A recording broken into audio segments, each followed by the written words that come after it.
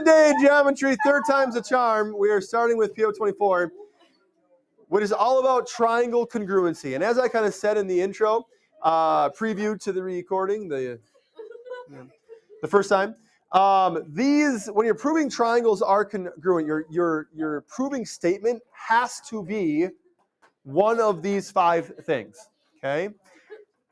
And so if you do not understand these 5 relationships for proving triangles congruent, PO24 is going to be very, very challenging. Okay. So when we talk about S and A, S stands for side and angle, or A stands for angle, right? And so we're talking about a triangle.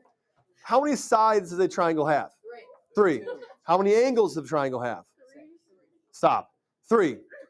Okay, so when we're talking about SSS, which stands for side, side, side, or we're talking about SAS, which is side, angle, side, we are talking about the sides and angles of the triangles we're trying to prove are congruent. Okay, and so these are merely just abbreviations for sides and angles and the order in which we know them. Okay, so let's get to some notes.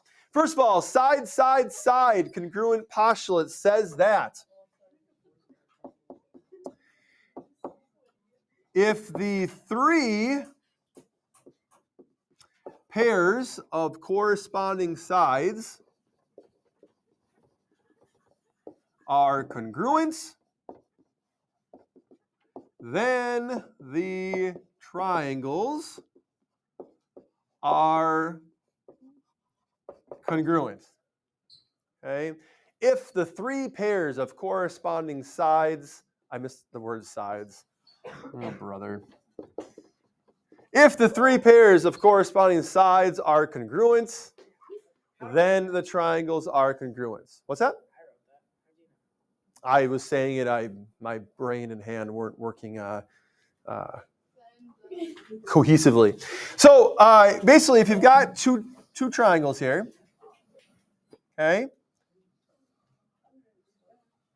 to use the side, side, side postulate, you need to prove, you need to determine that the 3 pairs of corresponding sides are congruent. Okay, that's what you're looking for, right? One of the ways to prove that triangles are congruent is if the 3 pairs of corresponding sides are congruent.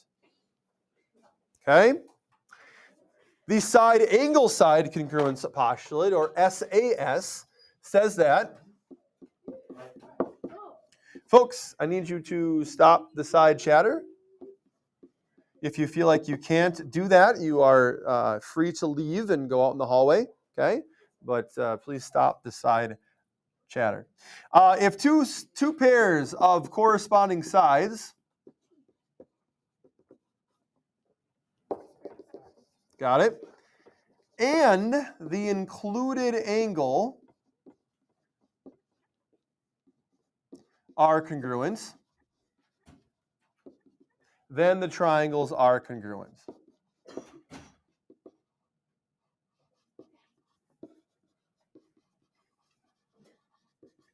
Okay? If 2 pairs of corresponding sides and the included angle are congruent, then the triangles are congruent. Liesel. I've been doing this for quite a while.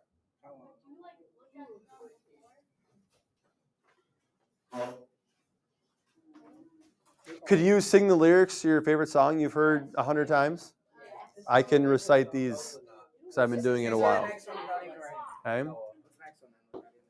Well, I'm not done with this one yet. I've got to draw the picture. If 2 pairs of corresponding sides and the included angle are congruent, the triangles are congruent. So if we've got our 2 triangles here, okay, in order to use side angle side, we know that 2 pairs of corresponding sides are congruent. Doesn't matter which 2. But the included angle also has to be congruent. This one, SAS, gets confused a lot with AAS, okay, or even ASA. But that angle has to be included, right? It's not just any old angle. it needs to be the included angle. Okay, and by included angle, we're talking about the angle that the two pairs of congruent sides, they kind of make that angle. Okay, if you read these in order, we've got a side, an angle, and then a side. Side, angle, side. Right? So that word included is pretty important because that angle's got to be in between the two sides that you have. Yes? So if, say, like the top angle on both of those were is congruent to them, that wouldn't mean it's Correct. Correct. For side, angle, side, it has to be the included angle. Okay, thus the position of where the A is there. Right? The next one, angle, side, angle. Very similar to side, angle, side, but if two pairs of corresponding angles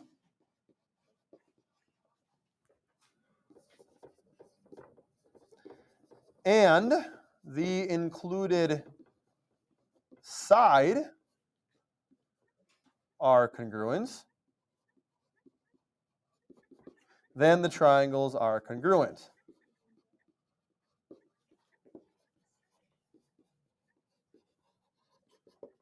Okay? For angle, side, angle, ASA, if two pairs of corresponding angles and the included side are congruent, then the triangles are congruent.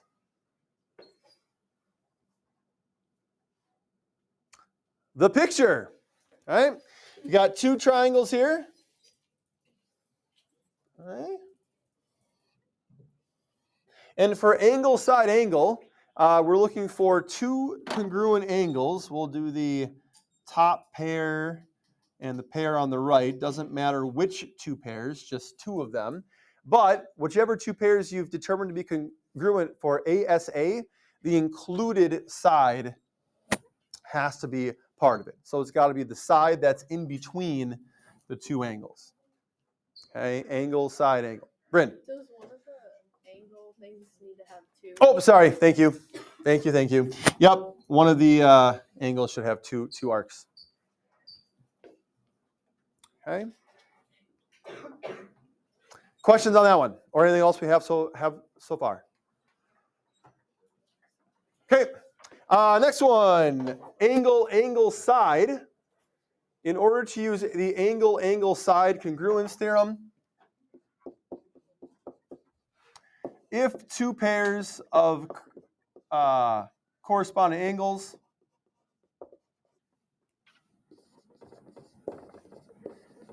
and any side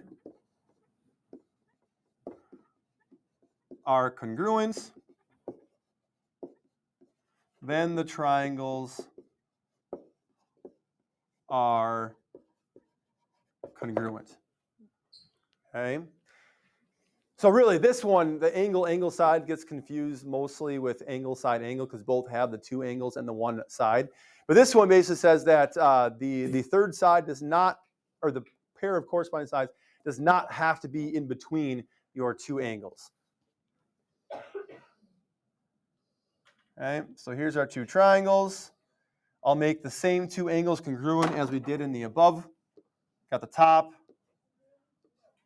We've got this one, pairs down here.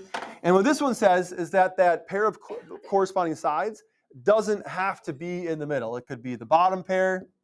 It could be the one up on the left. Okay? But angle, side, basically, as long as you can prove that two angles and one side of two triangles are congruent, then the triangles will be congruent. Whether it's ASA or AAS depends on where the side is. Okay? Yeah? Why would we need the ASA if we have the AA? Because sometimes you're only able to prove that the in-between side, that's just the one that you can get. Therefore, we have the angle, side, angle. But not any side. You can also use the angle side. Technically, you would want to use the angle, side, angle there because that is the actual order of the parts of the triangle that you know, right? This is all about order, okay? And so you should use the angle, side, angle there, right? Now, I have been doing this for quite a long time. How long is that? Very long time. How long? Liesel, 16 years now. And I'm sure many of you are wondering, hoping that there is another combination of letters that makes a congruence theorem that we could use. Because math is a family-friendly, G-rated subject, there is, but we call it the HL. But it is called the HL. So the HL, because we use... What is? I don't know what you're talking about. Because we have the hypotenuse and the leg here, 3, 2, 1, you are quiet. Because we have the hypotenuse and the leg here, there's only a certain type of triangle that we can use HL with. This is important. Joey, sit flat, please. Because we have the hypotenuse and we have the leg, there's only a certain type of triangle we can use this with. What type of triangle would that have to be? A right triangle, okay? So in a right triangle, hey, folks, shh, quiet, please. Shh. In a right triangle, if the hypotenuse and legs, hypotenuse and legs of the triangles are congruent. Warning for you, Anthony. Then the triangles are congruent. Okay? So, and the reason why this only works with right triangles is because if we've got two right triangles and we know we have two right triangles, what do we know about those right angles? They're congruent, right? And so with that one pair of congruent angles and one of the legs and the hypotenuse, we have an angle, a side, and a side that are congruent, but we call it the HL instead. Okay? Aiden. What's a hypotenuse and what's a leg? Really? Is this new? Yeah. Oh, the hypotenuse of a right triangle, I'll put it over here. The hypotenuse is the longest side. It's the side opposite the right angle. Okay? It's the special side. It is the longest side of the right triangle. When we start to get the Pythagorean theorem, we'll talk more about this. But then the other two sides of the right triangle, the two sides that make the right angle, are both called the legs. Okay? And so as long as you have one leg, doesn't matter which, right, and the hypotenuse, because you have that right angle as well, that's your third part, you know the two triangles are going to be congruent. Okay? So good question. I was not aware that you hadn't covered that yet. So does that clarify? Good. Ellen. In the thing that you wrote, is it supposed to be the hypotenuse No. of the legs and the triangle are congruent? The hypotenuse and legs of the triangle. Are congruent, yes.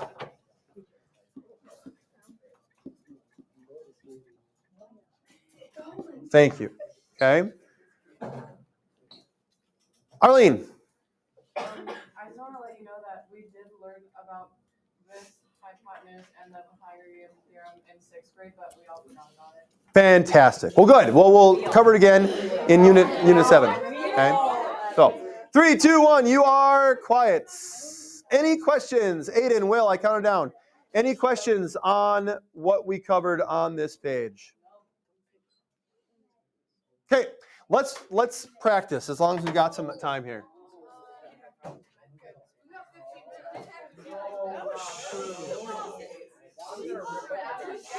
Three, 2, 1. You are quiet. Liesel. Why? Oh, let's keep it clean, Liesel. Let's keep it clean. This is a G-rated, family-friendly channel.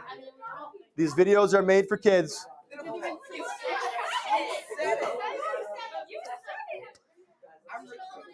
So,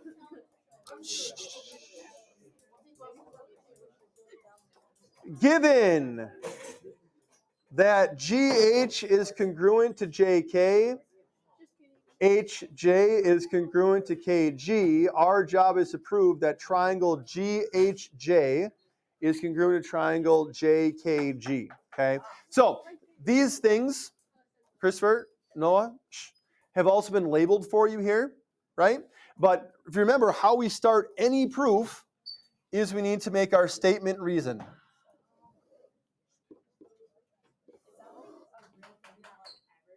Yes, it's a real thing that everyone does with proofs. Jack, why do you have to complain about everything? Bryn. I have a question just about like ninth grade. Yeah. Like the normal ninth grade math algebra. Depends on where you go. If you are going to a public high school, algebra is the typical ninth grade course. If you're going to a private high school, most private high schools, geometry is the typical ninth grade course. I have like friends that are in like geometry.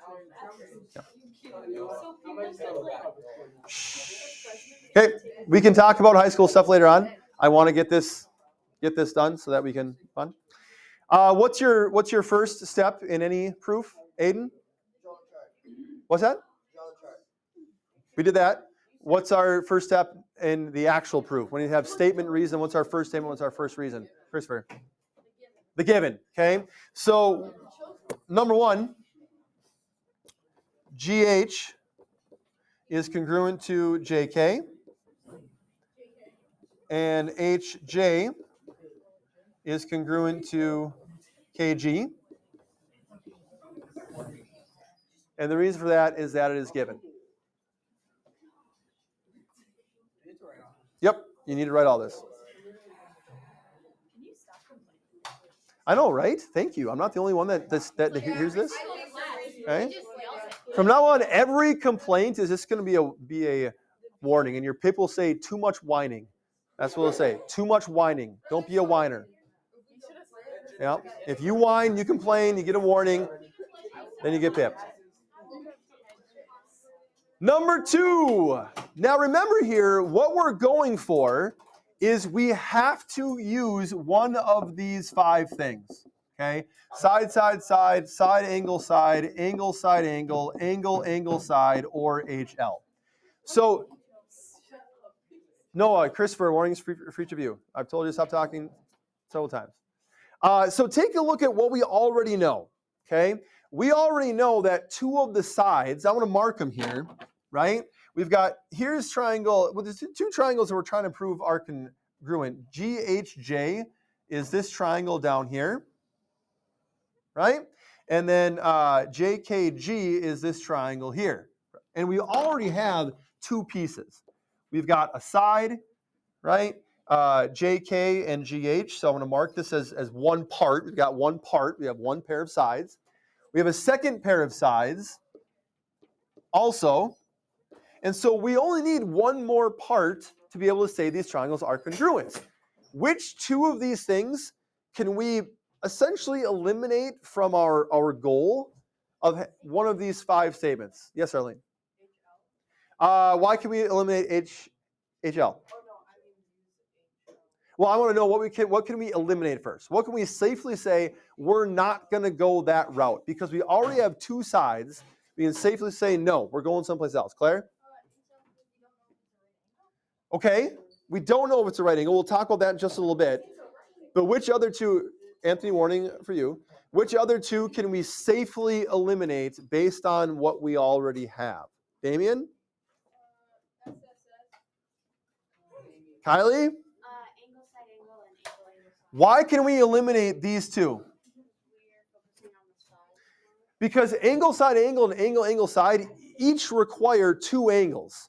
Do we have any angles marked congruent right now? Yes. No, we don't. We have no angles marked congruent. We have 2 sides. There's no right angle box. Nope. That's not how proofs work, Jack. Okay? Not how it works. We have to have, at this point especially, all we have to go on is what we're given. And the only thing we're given are 2 pairs of sides. So we can eliminate the ones that include 2 angles because we're not going to go that route. Okay? Now, to Jack's and Arlene's point about potentially HL, right? In order to have HL, we have to know we've got right triangles. Do we have any information about any of the angles here? No. And without any given information about any of the angles or any side lengths to work with or anything, we're going to have a really tough time proving, notice my word, proving that we're dealing with two right triangles here. Are we probably? Yes. But do we know that? No. Okay. So we're going to eliminate HL as well. Okay. So we're basically left with side, side, side, or side, angle, side. If that's the case, we've got two sides already proven congruent in each of them. So tell me, how can we get either the third side, which is this one coming right up through the middle here, or how can we get the included angle, which is in each of these, that angle there? What are our options? Sophie?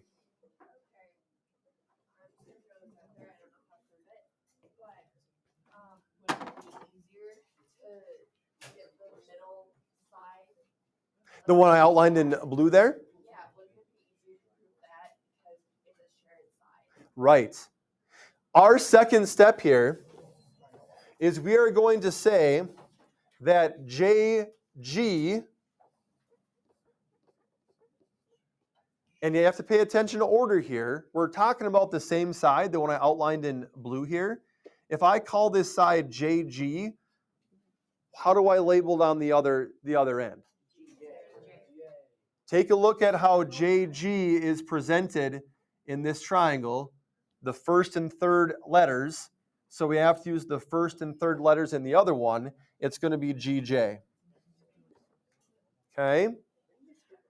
And why are we allowed to say, this one is kind of a blast from the past here, why are we allowed to say that something is congruent to itself? Liesel? Nope. Why are we allowed to say that something is congruent to itself? Jack? Warning for you, Joey. What's the theorem that allows us to say something is congruent to itself? Anthony? No. Arlene? Not symmetric. That one is for like, the symmetric is if you have x equals 5, but you have to say that 5 equals x, you can flip those around, the equal sign. That's what the symmetric does. This one, Aiden, reflexive property.